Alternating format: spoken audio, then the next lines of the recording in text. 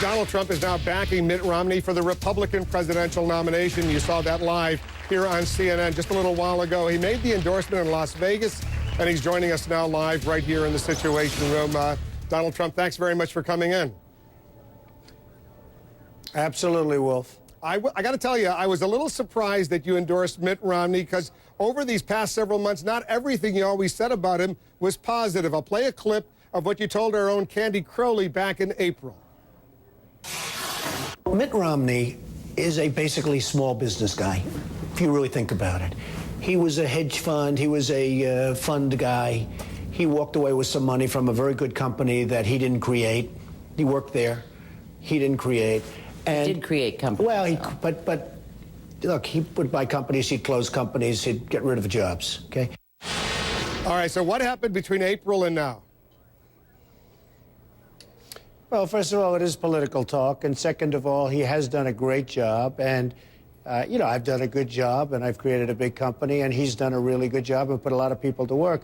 I also had never met him until that point. I really didn't get to know him really until the last couple of months, and that was a long time prior to my getting to know him. But I have gotten to know him, and he's a terrific guy. I don't know if he comes out really like he really is in person. I mean, he's a warm, smart, tough cookie, and that's what this country needs. We need somebody that's tough, that's going to stop China and OPEC and all these other nations from just ripping us off, and I think he can do it.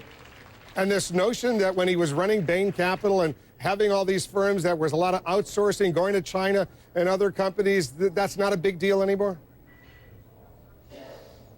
Well, he's really saved a lot of companies, though. You know, Bain Capital, these guys, they go out and they take over, really, in many cases, troubled companies. And many of those companies went on to become great companies. So you can always have the exception to the rule. But he saved a lot of companies and created a lot of jobs, as you know, Wolf. Are you going to now back up your words with a lot of money? You're obviously a very rich guy. You're a billionaire. Are you going to start giving him lots of money, or his super PAC, if you will, because you could give unlimited amounts of money to the pro-Romney super PAC? Well, I'll do whatever is necessary. I think he's a terrific guy. I think he'll be a terrific president. I think he'll really lead this country in the right direction. We're going in the wrong direction right now.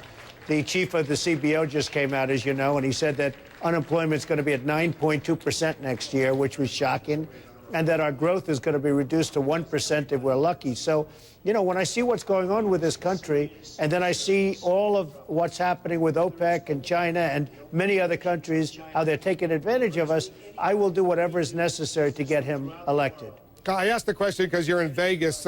I'll be blunt. Are you going to be for Mitt Romney what Sheldon Adelson, the owner of the Venetian, is for Newt Gingrich? Well, number one, Mitt has really been able to raise quite a bit of money, which is very impressive. So he doesn't need anything like that. And also, I like Newt. You know, Newt is a friend of mine. I think Newt's a terrific guy in many, many ways, and I do like him. But I don't think Mitt needs lots of money. But I'll certainly do whatever is necessary and however I can help, whether they want me to make speeches, whether they want me to contribute, raise money. I'll do whatever I have to do. We need somebody great as a president. I think he'll be a great president. Ron Paul clearly disagrees with you. He issued a statement following your endorsement. He said this: please explain to Republican voters in Nevada why they should consider the opinion of a billionaire from New York who endorsed the arch enemy of all Republicans in Nevada and really the enemy of all Republicans in the United States. He's referring, I guess, to Harry Reid, the Senate Majority Leader from Nevada. Well, I'm friendly with many Democrats and with many Republicans and, frankly, with many independents. And maybe that's what you need a little bit because, frankly, the way you have gridlock in Washington is disgraceful. I have many friends that are Democrats. I have many friends that are Republicans. And look, I appreciate what Ron Paul says, but the fact is I have lots of good relationships on both sides of the aisle, and I think that's what you need today because Washington is total gridlock. Because a few weeks ago, correct me if I'm wrong, you registered as an independent in New York, no longer as a Republican, because you wanted to leave open the option potentially of running for president after the season ends for The Apprentice. You wanted to leave open the option of running as potentially as a third-party candidate as an independent. So does this now mean that option is gone? Well, it certainly would be gone if Mitt wins, and I hope he gets the nomination. Then I hope he goes on to do a great job, win the presidency, and become a great president. Obviously, I'm not going to endorse somebody and then run against him. That would be a story that even you would love. If he doesn't get the nomination, let's say Newt Gingrich gets the nomination, would you consider running? Well, then the options are always open. As you know, the laws prohibit me essentially from running during the course of The Apprentice. But on May 17th, when we have our finale, I can do whatever I want to do. But I don't think that will happen. It was never my first choice. And I told you a number of times, I always wanted to endorse somebody and have that somebody go out, beat Obama, and become a great president. Did it make any difference to you that, remember that debate you were going to moderate with Newsmax at the end of December? Newt Gingrich immediately accepted your invitation. Mitt Romney declined. Was that a factor at all? Well, when he declined, you have to understand, and I told you this, he called me. He couldn't have been nicer, and he really would have done it, I believe, if I asked him to do it. And I understood why. He was leading, he was doing really well, and I understood the reasons. And I didn't put I really put no arm twisting, no anything on. And he decided that if he had the option, he wouldn't do it. And I said, that's fine. He was very respectful, very nice, couldn't have been nicer. And so was Newt. I mean, they were great. Did those guys, any of the four for that matter, who are still left standing, did they actually lobby you and ask you to support them? Well, yes, and obviously Newt and Mitt were the ones that I was really most interested in. But the answer is yes. Almost all of the candidates wanted my support because I represent, not because I'm a nice person, I think I am, but not because I'm a nice person. People see that I understand what's going on in the world. They see that I know I have the ability not to allow people in this country to get ripped off. And we're being ripped off by almost everybody that does business with this country. And pretty soon, we're not going to be a great country. There are those that say we're not a great country right now. We owe more than $15 trillion.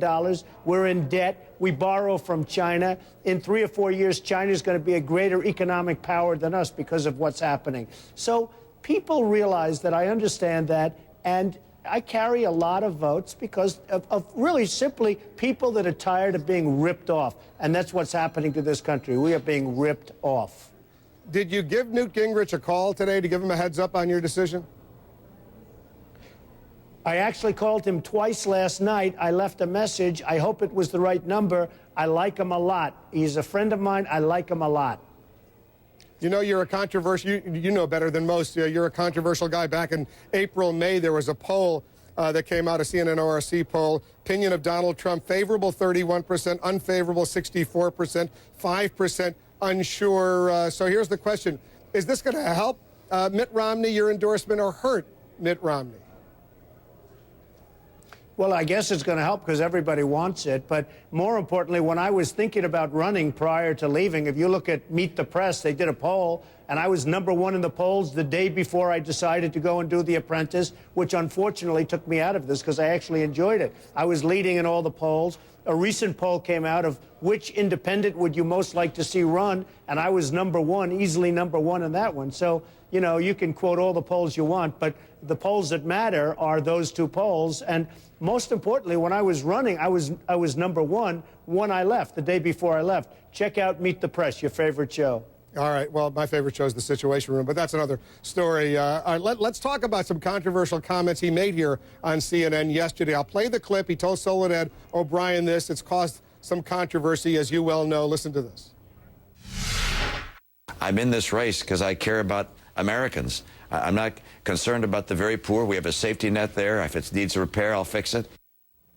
We played that whole long exchange yesterday, but the rap against him is he doesn't necessarily connect with average folks out there. You have a problem with what he said yesterday?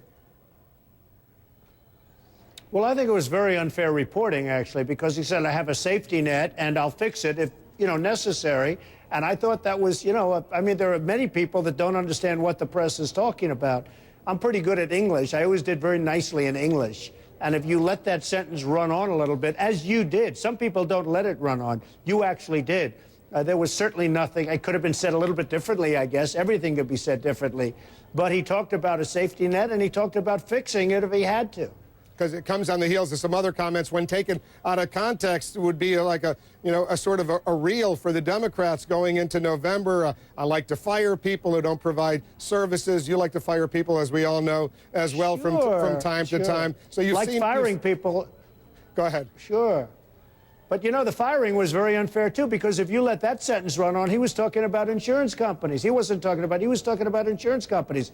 And I saw ads that were made. I think Obama's people made an ad, and a couple of other people did, where they ended it after the word fire. And that was very unfair, because if you let the sentence run on, he was talking about insurance companies. So I think it's very unfair reporting. The whole notion of what you're going to do now, you're waiting now, just to wrap it up, you're waiting to hear from the Romney campaign, from Mitt Romney himself, whether you're going to go out and give speeches on his behalf, organize fundraisers on behalf, or just write big checks on his behalf. Is that, to sum it up, is that what we could anticipate? Well, I don't know what to anticipate. I gave my endorsement to Mitt Romney. I'm very proud of that. I think he'll do a great job against Obama. If he debates the way he's been debating, and if he campaigns the way he's been campaigning, I think he'll beat Obama. I actually think easily, because Obama has been a terrible president. So I think he'll actually beat Obama. And, I'm very proud. Now, as far as doing, I'll do whatever they have to do. If they want me to make a speech, I'll make a speech. If they want me to contribute, I'll do whatever I have to do. Donald Trump, thanks very much for coming in. Thank you, Wolf. The Attorney General of the United States heads to Capitol Hill and finds himself under fire. What made one Republican lawmaker threaten to hold him in contempt of Congress? Plus, one of the ways Mitt Romney made money has significant tax implications. Our own Erin Burnett is investigating. She's coming up. The middle of 2013.